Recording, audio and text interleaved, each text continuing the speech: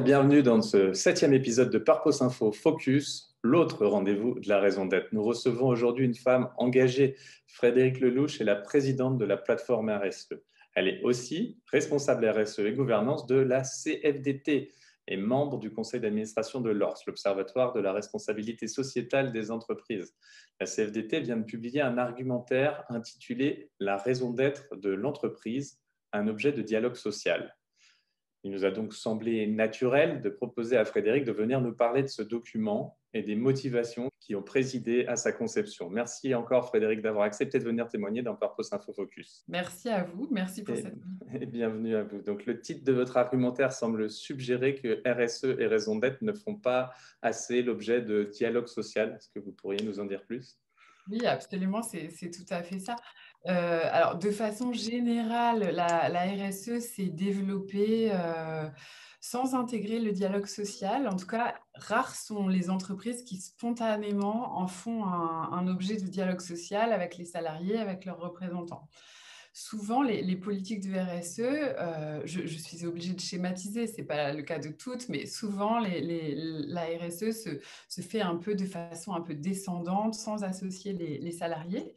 Je pense par exemple à la loi sur le devoir de vigilance des sociétés mères et entreprises donneuses d'ordre de 2017, donc qui est assez récente. On avait beaucoup d'espoir par rapport à cette loi, puisqu'elle elle concerne les grands groupes. Elle crée l'obligation pour les plus de 5000 salariés de publier, de mettre en œuvre un plan de vigilance, donc qui est un plan de prévention des risques d'atteinte grave aux droits humains, à la santé, sécurité et à l'environnement. Et en fait, la loi dit que les plans de vigilance, ces plans de prévention des risques, ont vocation à être élaborés avec les parties prenantes. Donc, on avait beaucoup d'espoir que, enfin, la RSE allait faire l'objet d'une co-construction. Dans la réalité, on voit depuis plusieurs années qu'il n'y a pas de génération spontanée de plans de vigilance qui auraient fait l'objet d'une concertation ou au mieux d'une co-construction. Après, pour ce qui est de la raison d'être, donc, qui date de la loi Pacte de 2019, qui a ouvert la possibilité pour les entreprises de définir une raison d'être, c'est une idée du rapport Nota-Sénar qui parlait un peu d'un guide pour les décisions importantes, un contrepoint aux critères financiers de court terme qui ne pouvaient pas uniquement servir de boussole. Et elle est pour nous la contribution en fait, que l'entreprise souhaite apporter aux principaux enjeux sociaux, sociétaux et environnementaux de son domaine d'activité, en impliquant ses principales parties prenantes.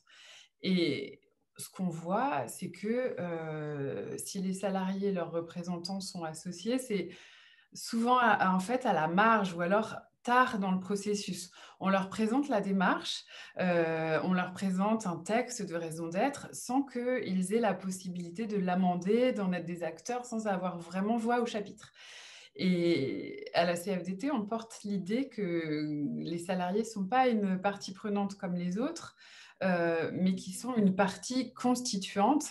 C'est leur travail qui est à l'origine de la valeur créée. Sans eux, l'entreprise n'existe pas.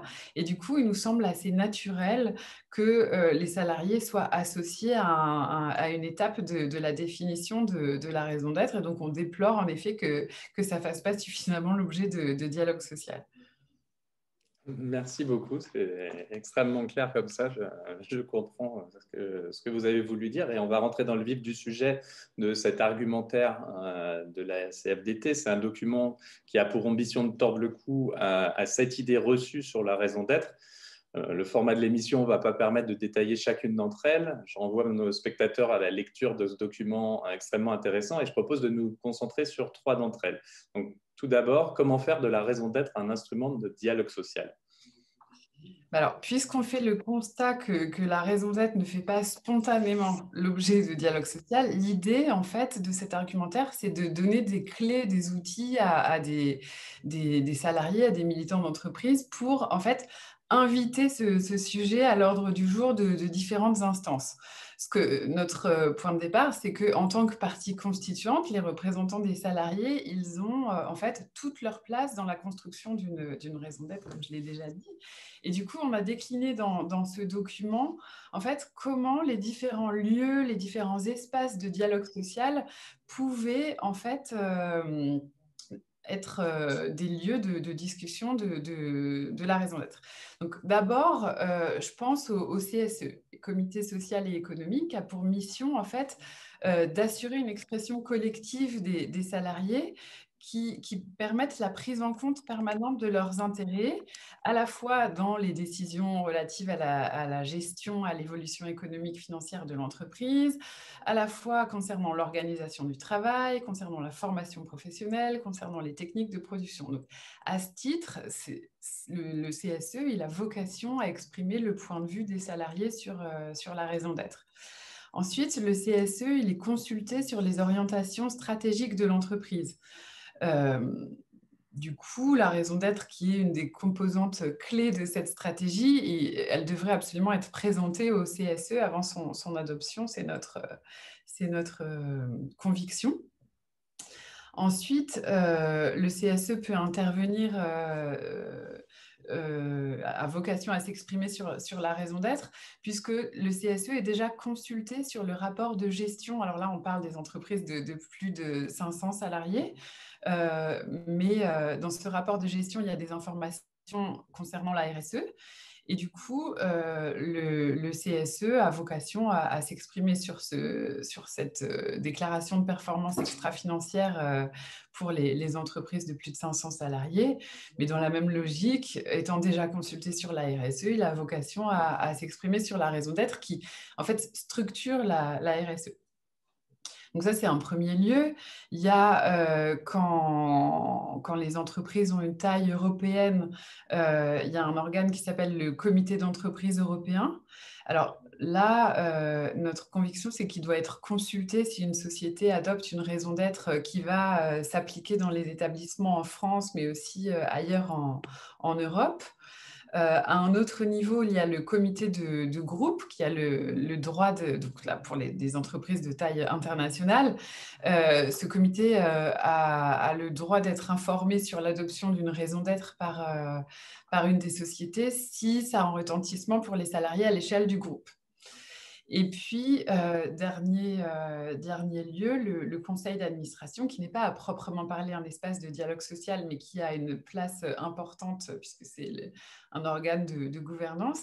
Et là, ce qu'on voit, c'est qu'il arrive que le conseil soit consulté un peu en fin de processus sur les propositions de la direction, alors qu'en fait, l'idée, c'est que les administrateurs doivent être impliqués dans l'élaboration de la raison d'être. C'est ça l'esprit de la loi.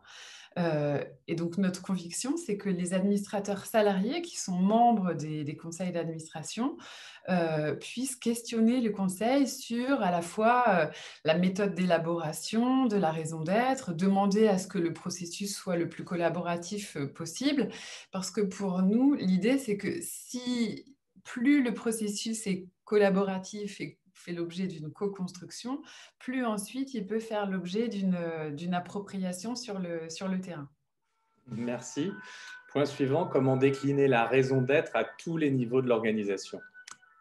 Alors ça, c'est un vrai enjeu parce que l'idée, c'est pas d'avoir une raison d'être de papier ou juste un slogan.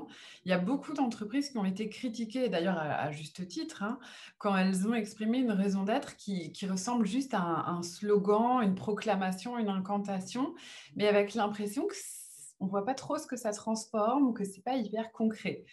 Ce qu'on s'est dit, c'est qu'en fait, la raison d'être, c'est un peu comme un iceberg. Il y a une partie visible, ce dont je viens de parler, l'énoncé, le slogan, qui peut être très court parfois, mais qui n'est pas l'essentiel, en fait. Le plus important, c'est en fait d'ancrer la raison d'être, en fait, dans le fonctionnement de l'entreprise, de le décliner à différents niveaux.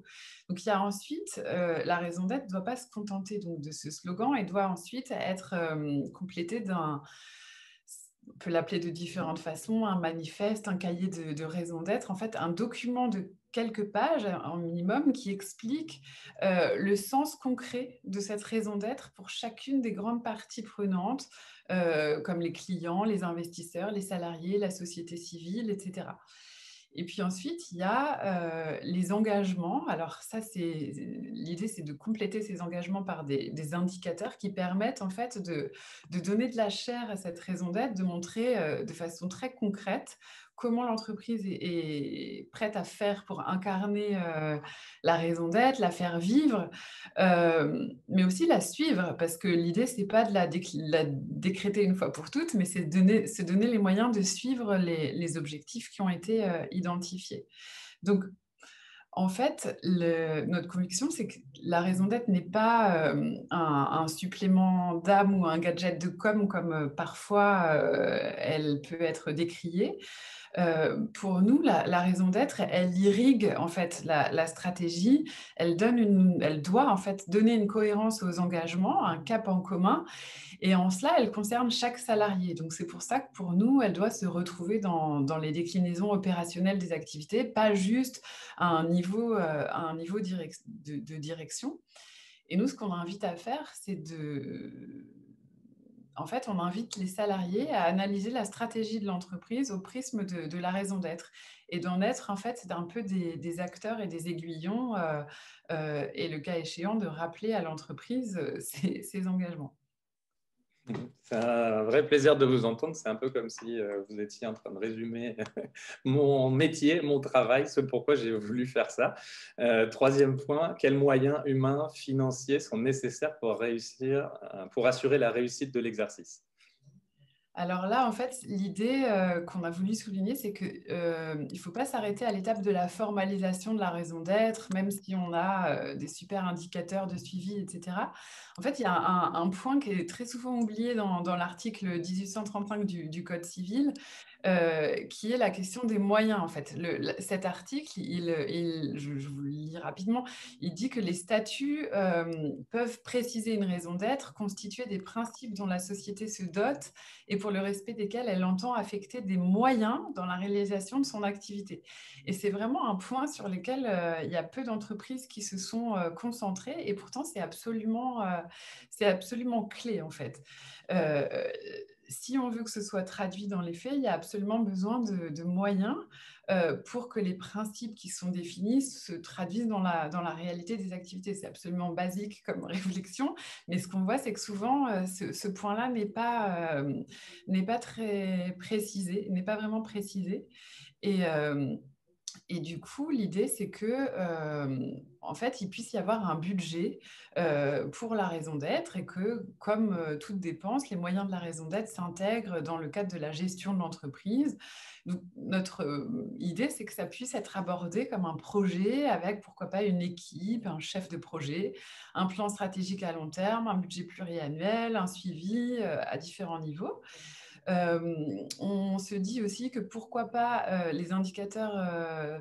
que les indicateurs de suivi de la raison d'être pourraient faire l'objet d'un suivi au sein de la base de données économiques, sociales et environnementales, donc la fameuse BDES des entreprises. Et puis, quand on pense moyens, il faut aussi se donner les moyens de contrôler ces dépenses. Et du coup, une des pistes qu'on suggère dans notre argumentaire, c'est de peut-être faire voter la raison d'être par l'AG. Quand il y a une assemblée générale de l'entreprise, ça peut être une voie pour faire accepter le budget qui sera consacré à la raison d'être. Et puis aussi faire un point public d'avancement en donnant la visibilité souhaitée au sujet. Donc, par exemple, faire un point dans l'AG annuel de l'entreprise sur l'état d'avancement de la raison d'être nous semblerait une bonne pratique et on invite les conseils d'administration à demander des bilans annuels autour de la mise en œuvre de la raison d'être. Merci. Puisqu'on est dans ce niveau de précision, je vais me permettre de rajouter une réflexion, une question au passage. Est-ce que vous pensez qu'on peut se travailler sérieusement et formaliser une raison d'être sérieuse, donc sans au passage reprendre ses valeurs, sa vision, les autres éléments de son identité profonde? Non, bien sûr que non, non, non. L'idée, c'est bien sûr de repartir. La raison d'être, c'est un double exercice. C'est à la fois un exercice de retour dans le passé, de reprendre l'histoire de l'entreprise, ce qui a généré sa création, et donc son histoire, son ADN, ses valeurs. Et aussi un exercice de projection dans le futur, puisque l'idée, c'est de donner un cap partagé. Donc, c'est un peu les deux, mais bien sûr qu'il faut bien sûr reprendre les valeurs. L'idée, c'est pas parce que c'est un exercice nouveau, parce qu'on parle de raison d'être que depuis 2019 et que la loi Pacte a donné un cadre pour ça. L'idée, c'est pas de faire table rase du passé et de faire comme si tout recommençait maintenant. C'est au contraire d'inscrire l'entreprise dans une continuité, dans une histoire. Et pour conclure, j'ai commis un article volontairement provocateur il y a quelques semaines afin de m'élever contre la co-construction de la raison d'être. Bon, c'était pour faire un bon mot aussi, mais j'estime que dans la façon qu'ont certains grands groupes de faire toute une grande messe sur cette co-construction, alors que par derrière, quand on creuse un peu, c'est souvent une mascarade, ne croyez-vous pas au fond qu'il soit plus honnête et plus sincère de faire voter au final les collaborateurs afin de mesurer leur adhésion et celle des parties prenantes aussi à la raison d'être et aux objectifs associés? Pourquoi pas? C'est sûrement nécessaire effectivement d'avoir des outils pour mesurer l'adhésion des collaborateurs, bien sûr.